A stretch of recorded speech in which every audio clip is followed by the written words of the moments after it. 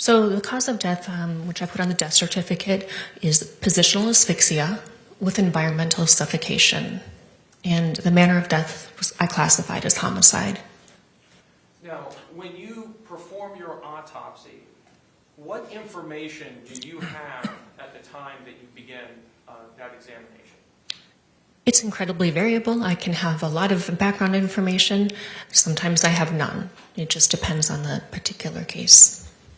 In this case, what information were you provided ahead of time? So the information I had was that the decedent was with his girlfriend, and at some point in time in the night, he got into a suitcase, which was then zippered shut. At another point at time, I believe she went to bed, and then the next morning discovered that he was still in the suitcase. And I think that was in about an 11-hour time frame from the information that I had. You mentioned asphyxia. Can you explain for us what asphyxia is? Sure. So asphyxia is a very general term. It would be kind of like saying, I drive a car. Right? That's very generic, and we know that there are many different types of cars out there, right? So asphyxia simply means lack of oxygen or inadequate oxygen for an individual. And there are different categories of asphyxia. So you can have suffocation, which just means that there's obstruction of the airways. So that could be smothering, that could be somebody choking on a piece of food, or maybe just being in an environment where there's not enough oxygen in the air to sustain that individual. There's a category called strangulation. That would be compression of the neck, either blood vessels or airways. There's another category called mechanical asphyxia. That can be when the body is in an unusual or abnormal position where the actual mechanics of breathing can't occur. So that can be the position of the body, or it can be, like, let's say if a heavy object fell on somebody and you simply can't breathe because of the weight of that object. That would be a mechanical asphyxia. And then there's drowning. That's a different type of asphyxia. And there are a couple of other categories as well that are much less common.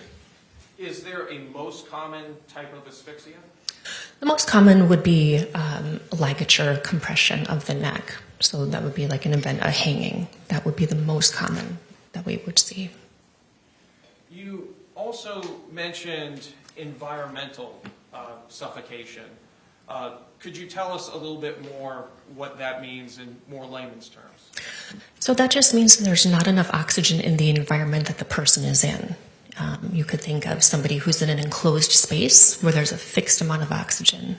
So as that oxygen is, as that person is breathing, they're using up all the oxygen. And once it's gone, there's no oxygen left. Or you could think of maybe people who are, climbing Mount Everest. There's not as much oxygen up there, and that's why they have oxygen tanks.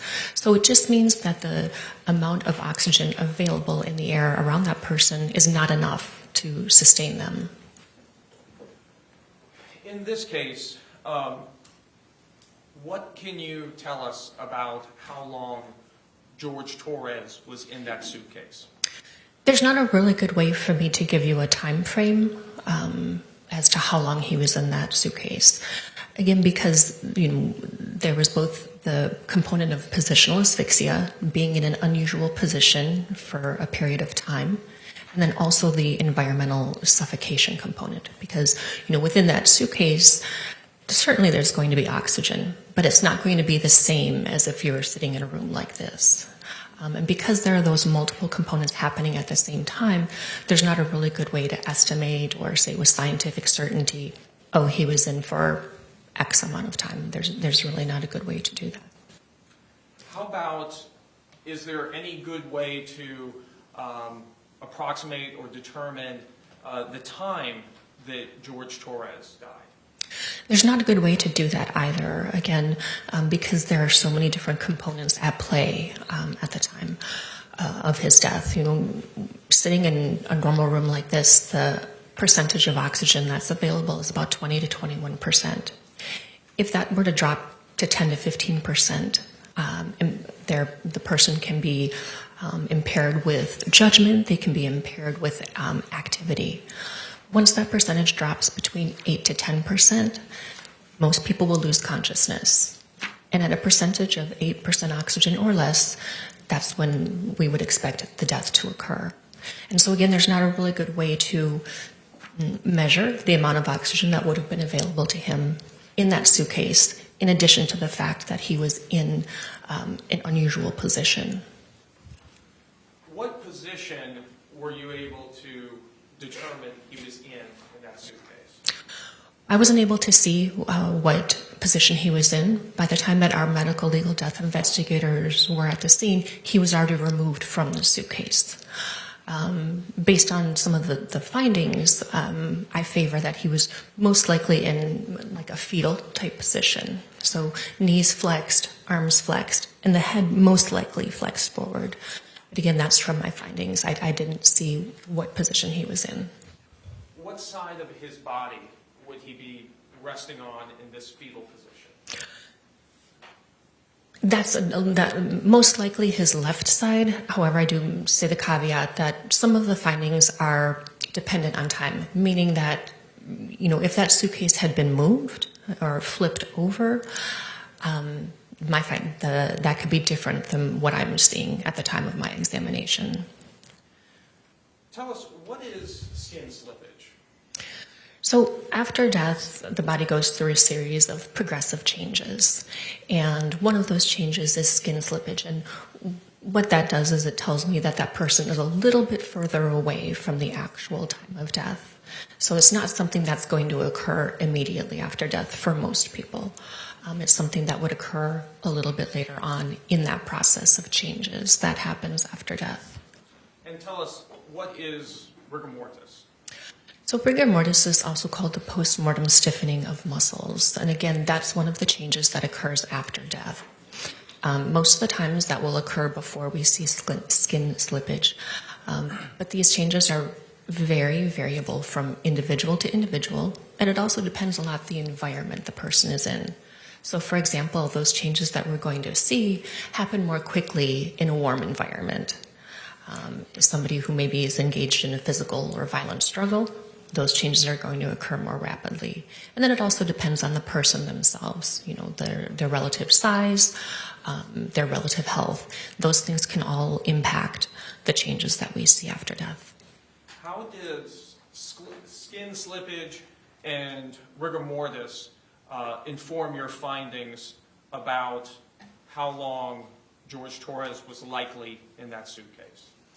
So again, the time frame that I had was about 11 hours, just from the last time that he was known to be in the suitcase versus the time that he was found. So I'm basing it off of that. So about an 11-hour time period. When I did my examination, the rigor mortis was already dissipating or leaving. Also, there was some skin slippage. And so if he had not been in the suitcase, if he had been out of the suitcase, I would not expect that advanced amount of change. It's compatible with him being in that suitcase for a longer period of time. It would have been warmer. And also if he had been, struggling to get himself out, engaging that physical activity, those are things that are going to accelerate or speed up that process. So my findings at the time of the examination are compatible with that 11-hour time period or, somewhere around there. Additionally, did you note any injuries to the body of Jorge Torres? Yes. These injuries that you noted to the body of Jorge Torres, did you document them on what's called a body chart? Yes, the diagram on a body chart, and we also take pictures as I'm going through my examination.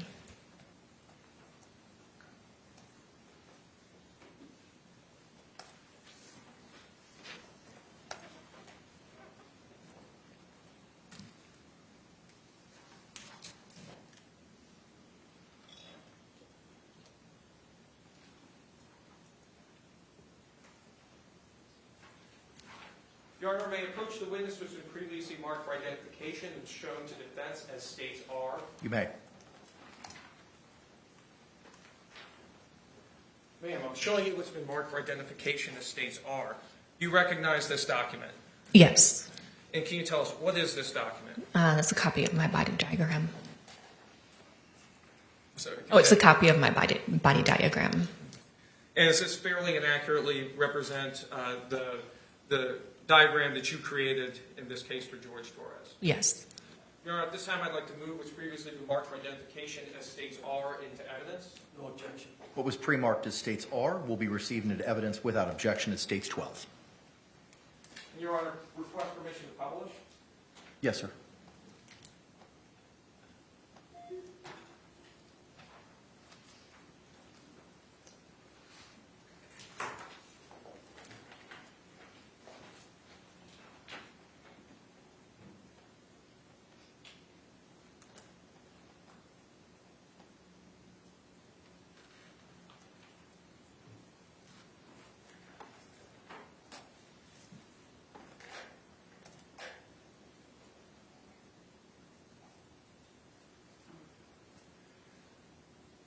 So, ma'am, on this body chart, can you describe for us and point out what was the first blunt impact injury that you identified?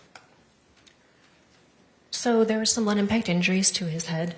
I don't think it's on this one, but there were some blunt impact injuries to his head right up here around the eye and on the mouth area. And then, did you notate any injuries to his hand? Yes, so there were some ecchymoses, or you can think of that as like a large kind of bruise on both hands. What other blunt impact injuries did you identify? So there was a series of ecchymoses on the left side of the back, which right about here. And any others? There were some on the forearms as well. And you use this body chart, you say, in addition to photographing the injuries that you document, correct? Yes.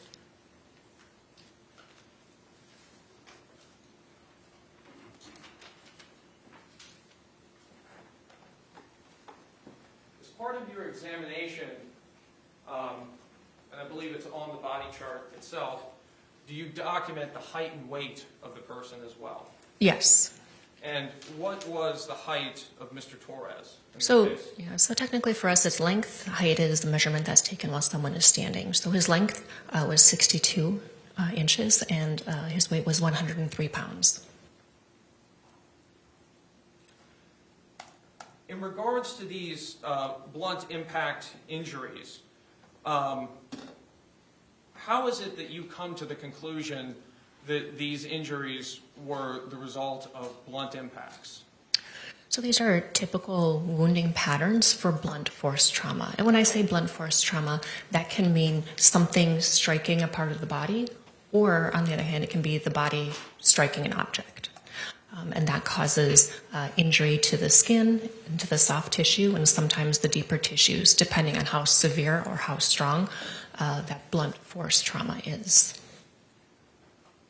Are these injuries consistent with a person being struck with a baseball bat? They could be, yes. Are they consistent with a person being pushed down a flight of stairs? They could be, yes. Can you say whether or not these injuries occurred while George Torres was in the suitcase? No. Why is it that you cannot say that? So all of these injuries seem to have occurred around the same time, meaning that they're relatively acute or new. They're not things that are healing or something that happened last week. So they all occurred around the same time. But you can't really look at a bruise or a contusion and say, oh, that happened 2 hours ago. There's not a good way to do that. Are these injuries consistent with them occurring while he was inside the suitcase? Yes, they could be. As part of your examination, do you also check the toxicology of George Torres? Yes. And is that something that's pretty standard in any autopsy? Yes. And what were the toxicology results for George Torres? So there was a blood alcohol level of 0.139 milligrams per deciliter, and there was also caffeine and nicotine detected as well. That level of alcohol, is that over the legal limit in the state of Florida to drive? Sure. So for driving under the influence, that's a 0.08, so that is higher than that.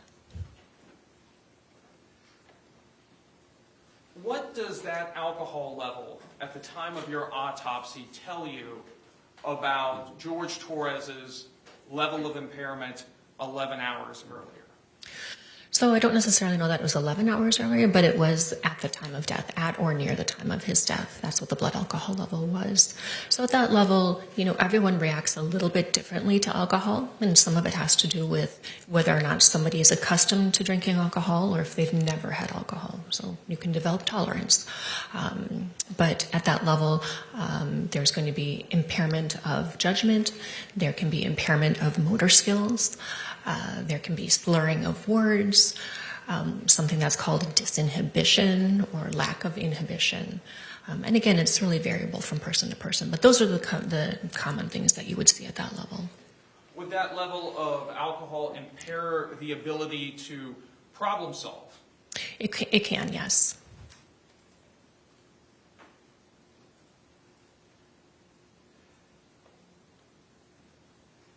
You also stated earlier that you document your autopsy findings also photographically, correct? Yes.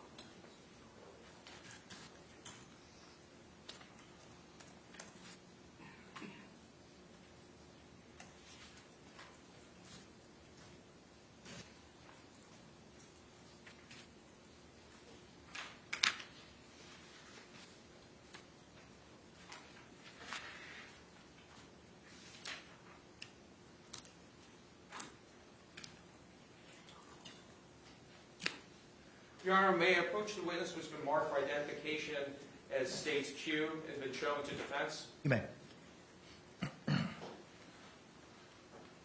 Ma'am, I'm showing you what's been marked for identification as States Q. Could you take a look at this composite of photographs to yourself and then look up once you're finished?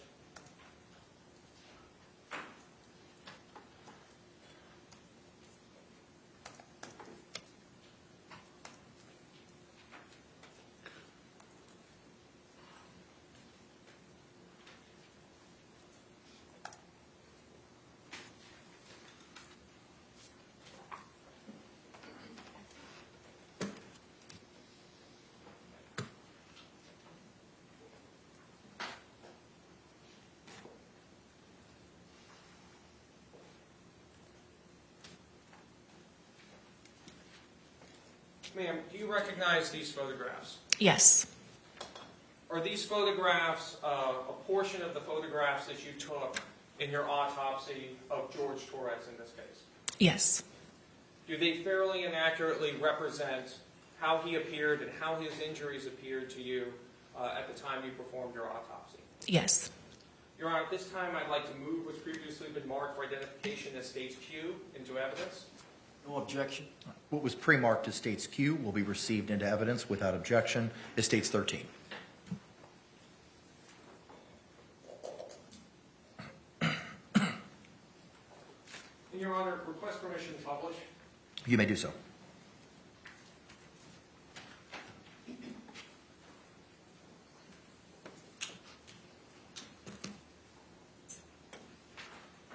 Ma'am, I'm showing you photo 1 from States Composite.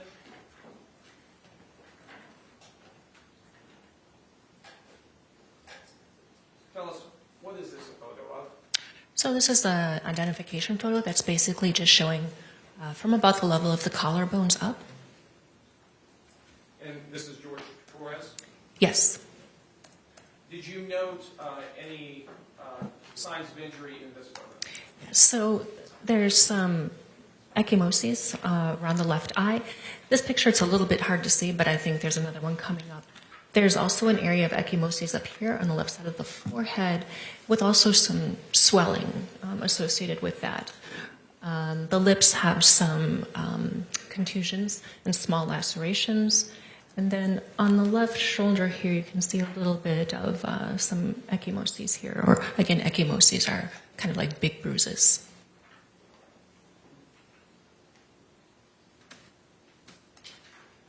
Turning to photo 2 from State's composite.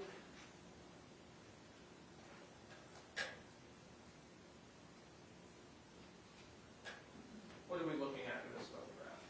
So this is his right arm near the elbow. And right here you can see this kind of darker area.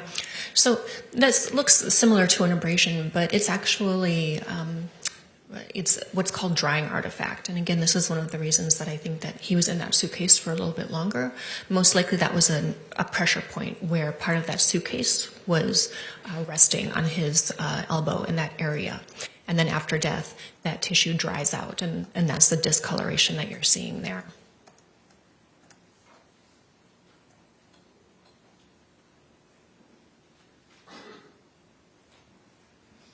Turning to States 3 from the composite.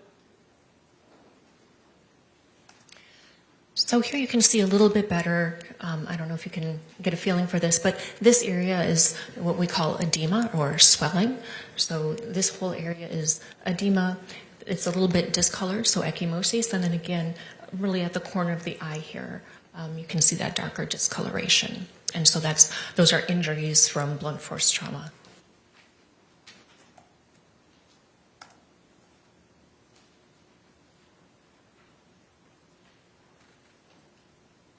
States 4 from the composite.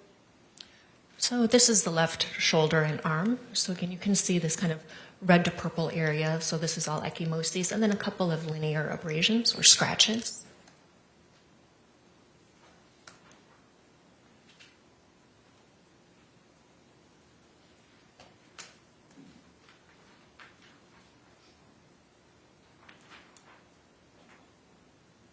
States 5 from the composite. This is the same area, just a little bit closer up, so you can see this whole area of ecchymoses. It's a little bit variegated, differential in color, but again, that's all blunt force trauma. And what part of the body is this we're looking at? This is the left shoulder.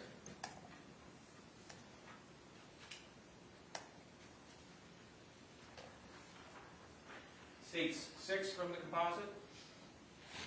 That's the same area, but in this picture we have a scale or the ruler. And why do we use scales and rulers? That's just to give an idea of how big the area is or how large the injury is.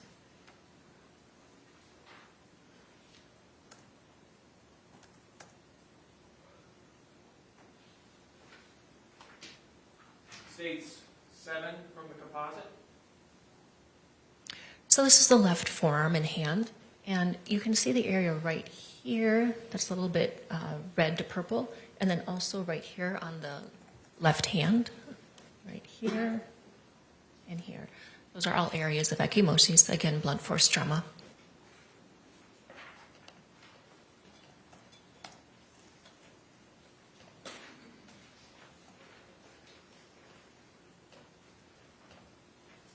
States 8 from the composite.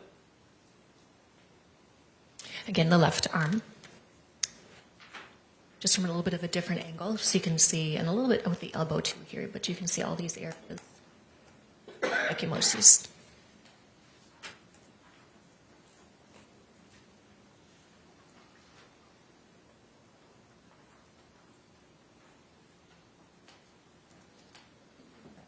States 9 from the composite. And now looking at the left hand, a little bit closer up, so you can kind of see a little bit better these areas of ecchymoses.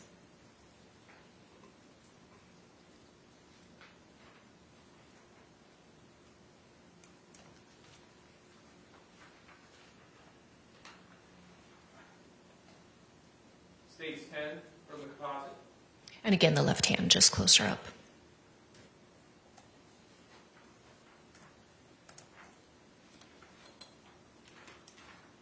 States 11 from the composite. So now we're looking at the back, and you can see that there are these linear abrasions in the mid-back. Are those scratch marks for?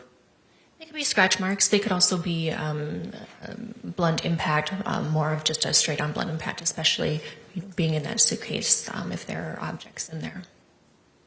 What is the discoloration that we see around his shoulders and then some other spots on his back as well? Sure. So you're talking about this area? Yes.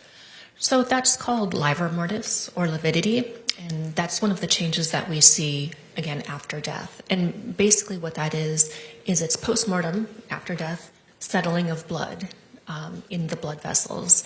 And so it's dependent on gravity, and it's dependent on the person's position.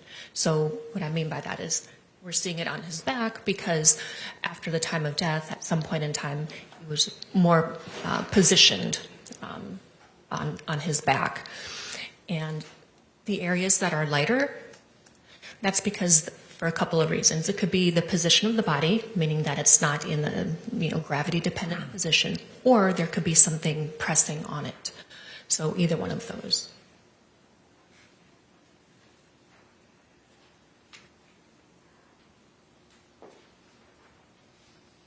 Stage 12 from the composite. So those are those linear abrasions just shown a little bit closer up.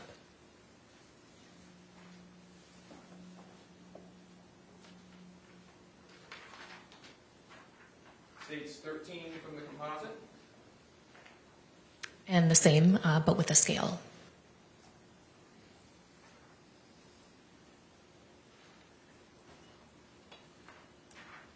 Stage 14 from the composite. So now you're seeing the left side of his back and also the back of his left arm. And you can see these areas here of ecchymoses, and these are a lot darker than some of the others that we've seen. One of the things that I did is I looked underneath the skin in these areas because they're so much darker and so much more dense. So I wanted to see if there was injury of the deeper tissues.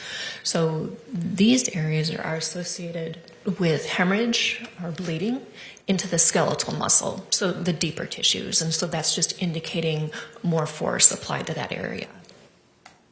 And when you did your internal exam, did you examine this area and did that inform your findings? Yes.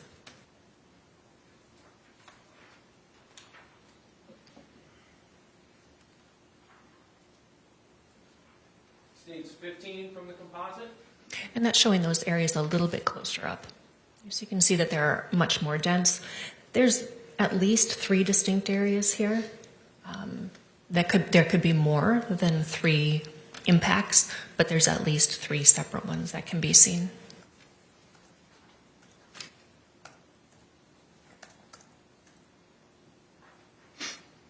Stage 16 from the composite. This is just showing the upper back and the back of the neck. We've got a linear abrasion right here on the back of the neck, and these were the ones shown in the earlier pictures.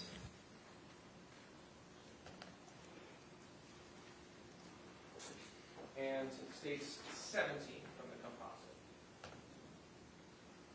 And this is just showing the same area of the back and the back of the arm, but just at a different angle. So we've discussed and seen evidence of many different injuries. In total, how many blunt impact injuries did you identify? I can't give you an exact number. Again, you can have multiple impacts in a very close area, so it can be hard to discern each one. They can overlay each other, or they can be so close to each other. But at least 5 to 6, most likely more than that. And when you were going through your body chart as well, and I guess we also saw some of it photographically, as you also mentioned impact to the left side of the head. Yes. And I believe that was subgaleal? Subgaleo. So kind of similar to what I was describing on the back. I looked at the underside of the scalp. And so in those areas on the left side of his forehead where there was the edema, when we reflect or we fold the scalp over, there was hemorrhage or bleeding that went through the entire scalp and was deposited on the skull. There was no associated skull fracture, and there was no bleeding inside of the skull, but it was all in the scalp and deposited on the outer surface of the skull. So under the skin, but not under the skull. Correct. Your Honor, I have no further questions at this time.